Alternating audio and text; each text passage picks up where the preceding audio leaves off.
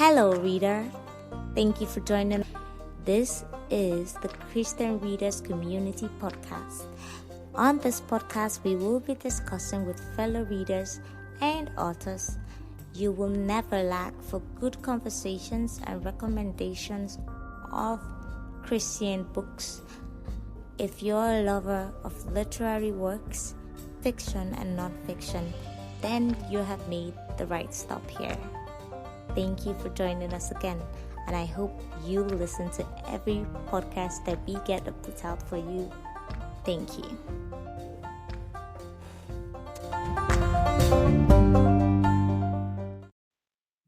Earl Morrison, leadership expert, author, mentor, and owner of Leading and Learning with Character, believes that if you better your mindset, you better your life.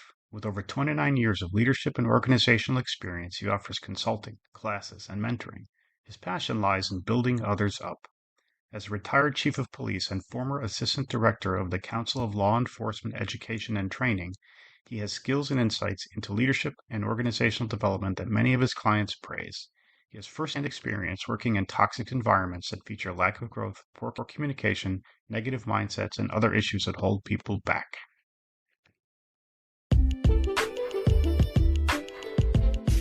Hello, everyone, and welcome to the Christian Readers Community, or welcome back if you've been following us.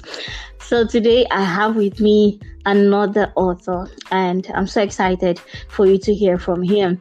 And from his biography, I'm sure you know that there will be so much stored in this episode for you.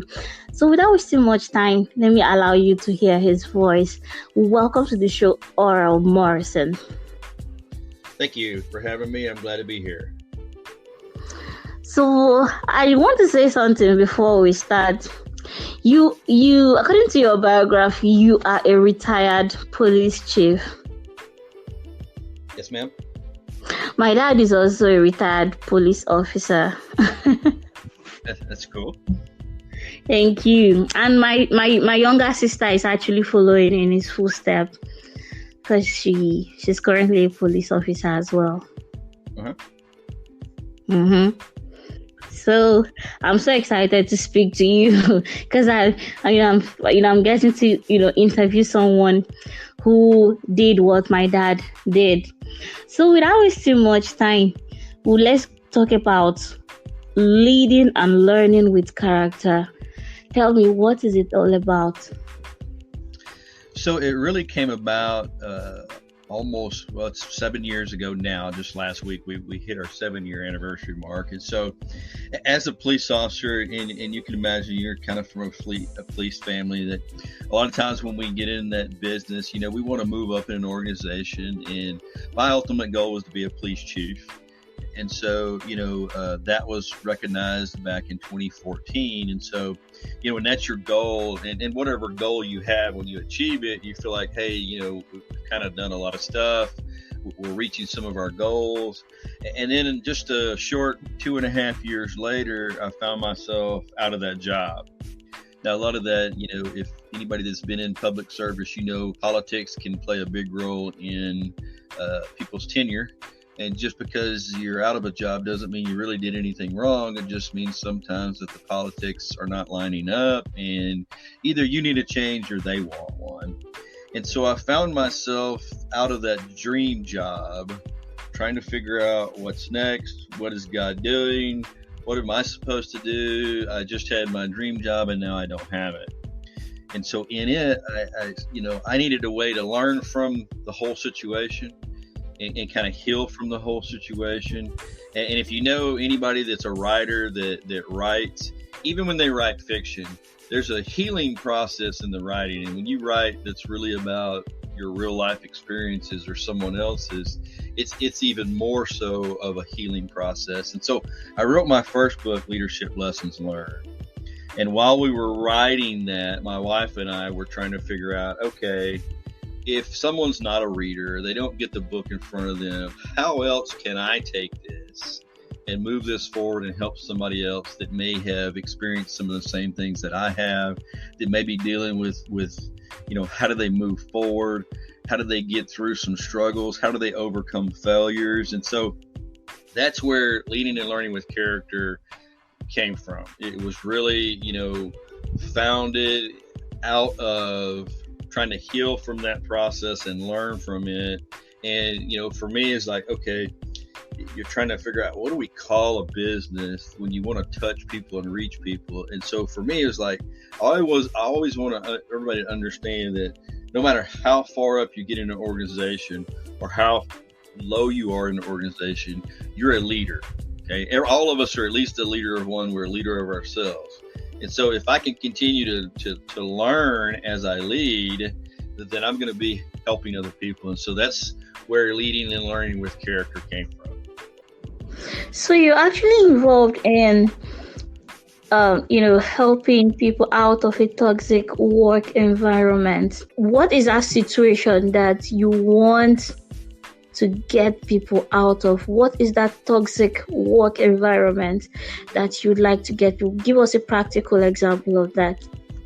So the easiest one is our attitude.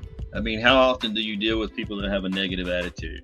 And how often do we work in environments where we go in there and people just seem to have a negative attitude toward their coworkers, toward their families, toward the people that they have to go out there and serve. And so it's the big piece there is that one of the first things is why I tell everybody is that I can't fix your attitude, but I can fix mine. But if I fix mine and I show you a different example and a different avenue to go, then you're more likely to take that because I've shown you something different and I've shown you something positive. And so the attitude is the biggest one because it's also the easiest one for us to blame on everybody else. If it's negative and it's junk, then I'm going to blame it on you or somebody else that I can point a finger at. And the reality of that is we should be looking in the mirror and really finding out that the attitude issue is the person looking back at you in the mirror. And so you have to make some changes. You have to be intentional. You have to be disciplined. You've got to put positive stuff in. And if you put positive stuff in, positive stuff will come out. You put junk in, that's what's going to come out. So there's this scenario I would like to give you, and I'd like to know what you have to say about it. So in your case, you had to retire, right? And so we have someone in your shoes, but the person is thinking, I can't take the highway you took. I won't be able to do this because I have a lot of responsibility on me right now. And not saying you didn't have any responsibility when you quit or when you retired, rather. Not saying it, but you were able to, because you wanted something else and you were able to, think, okay, what does God want me to do? So we have a scenario like this, and this person is thinking, well, I can't do this because I think my own case is special. And because the person is like, okay, my boss is toxic, and no matter what I do, I can't seem to please him or her. So, and I have so many responsibilities. Families are depending on me. I'm the single soul winner. So I'm the single breadwinner of my family. And my boss, there's no one can please my boss, no matter how much they try. What would you say to this person? Because this person is probably trying to be positive at his workplace rather, but the boss is making it a difficult task for him. So the first thing I would tell them is one, like I told you, do a little self-reflection and make sure that you're not causing some of those issues to be there. The second thing I would tell them is to make sure that they find a mentor that's going to help them through some of those struggles. Now, that mentor is going to tell them what they need to hear. They're not always just going to tell them that they're right and that they're fantastic. But those are some ways that they can do that. And then there's a module that I talk about. There's a topic that I teach on. It's called Stay Well or Leave Well. That every person out there is going to, at some point, come to where they have to make a decision. Do I stay in that organization with a toxic boss, with toxic employees, or do I go somewhere else? Now, every single person has to analyze the pros and cons, but I always say, if you stay, you've got to find ways to be part of the solution. So you've got to find ways to at least make sure that you're doing the things that you need to do, so that when the toxic boss does the things that they do, it doesn't affect you the same way. Now, the other thing that I will tell you, and anybody that's listening, is that the better you become at having that positive attitude, of having the right mindset, it not letting the negative creep in, the better example you're going to set for others to follow. And so you may find yourself where you have to make that decision and say, you know what, I have given every effort that I can. I can't stay here, but maybe I need to go somewhere else. And I can tell you this, that in some of those difficulties, if we put our faith and our trust in God, He will lead us to the right place, but He will also give us the strength and the courage and everything else that we need if we stay. But I'm just telling everybody, the thing that you got to get is that you have to stay positive, and you have to stay disciplined, and you have to stay focused on keeping yourself, mind, body, and soul healthy.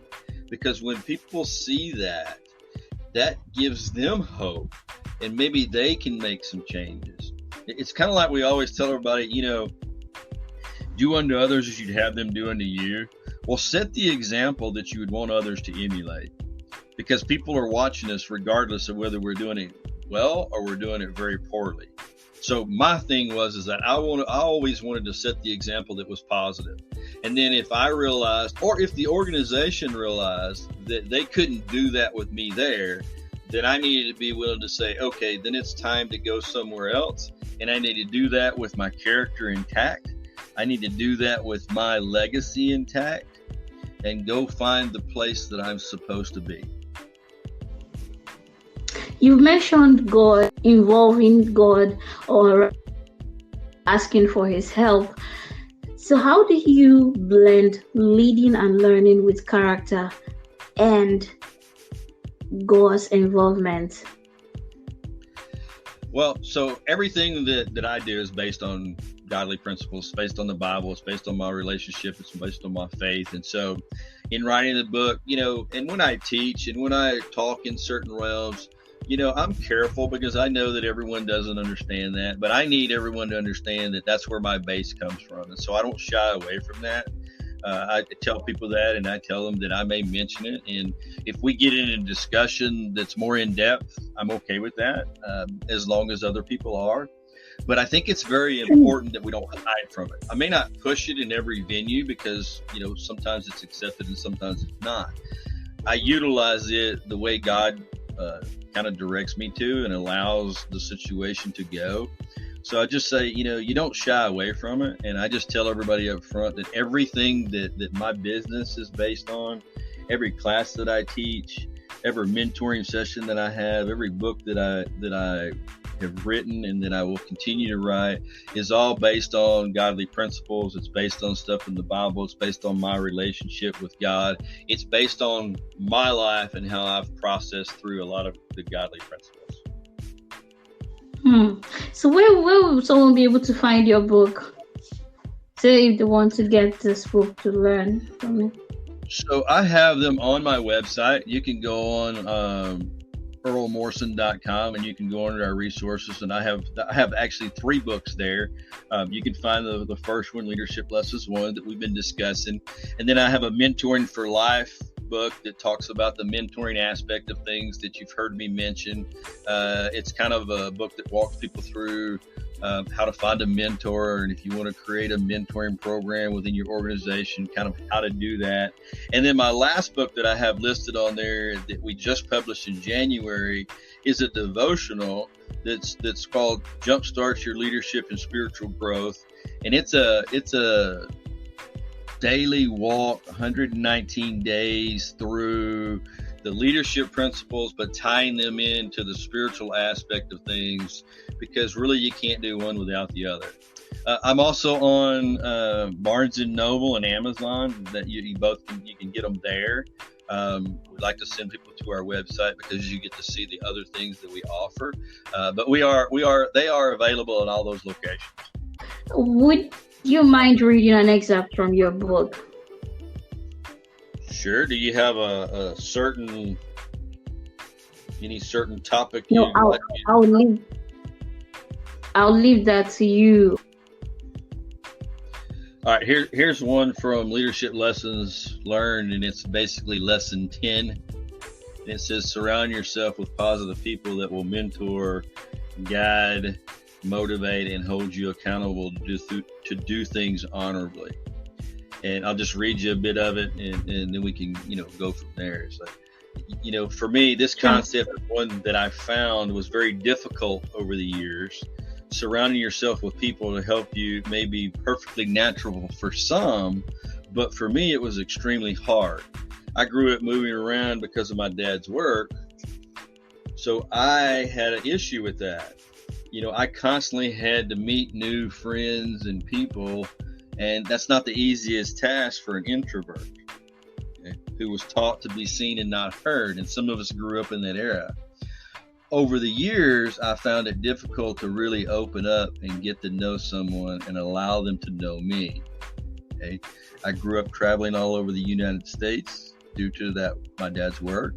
So when I entered law enforcement and I started working and interacting with other people in a greater variety of people, it really solidified my distrust for others because of how I had grown up, and you're always a new person, you're always going into new places, and so when I started finding it difficult to interact and deal with people, okay, I knew that as I progressed in my career, I knew that if I wanted to be doing things well, I began then to learn just how important it was to establish a trust circle, okay, and how important it was to develop my own leadership. And so for many years, I stumbled my way through relying on my own ability, as a sole proprietor of my understanding and growing my leadership capabilities. I believe that I alone was responsible for mentoring, developing, motivating, accountability. That's when I realized that I needed help. Oh, wow. This is wonderful. Thank you so much, Earl. I've been able to learn so much about leading and learning with character. And I do hope our listeners had also, taken some key important things from everything you've said. Thank you so, so much for coming. And I hope that when I invite you to come again. Oh, I would love to come again. I always say, hey, look, if you have that thought, I'm willing to come whenever you want me to. Sure. Thank you so much. All right, everyone, I hope you've been able to learn and enjoy this episode, and I hope you've been able to take something very important. I mean, this is why I love this, because I learn a lot when speaking with people. I like to pick people's brain and learn from get to learn from their experiences and from what they do. And I hope it's also the same for you. And if you'd like to check out his books, please go to Amazon, or you can go to his website at earlmorrison.com. You can also check it out. Check the link at the description section. Then you can go through it and visit his website. And until I come your way again next time, this is where I'll be drawing the curtain, as the old saying goes. See you, and I'm saying stay safe, stay blessed, and bye-bye, everyone.